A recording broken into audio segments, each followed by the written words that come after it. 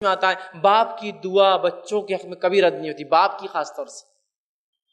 ماں کی بد دعا رد نہیں ہوتی، باپ کی دعا رد نہیں ہوتی بچوں کے حق میں۔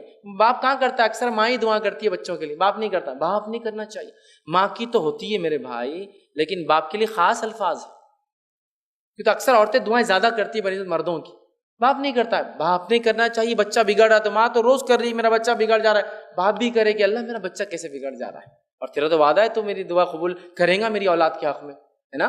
تو بہرحال دونوں میں سے کوئی ایک مل جائے پکڑ لیجئے، مقام اچھا ہے، فائدہ ہے، گولڈن آفر ہے، اپنی آخرت سنوار لیجئے، آخرت بنا لیجئے، چونکہ لعنت ہے دونوں میں سے کوئی ایک ملے اور مغفرت نہ کرا سکے۔ اور کیا کہے، بدنصیبی کہے ان لوگوں کی جن کو ایسے لوگ مل جائے اور اپنی بیوی اور بچوں کے لیے ان کو قربان کر دے۔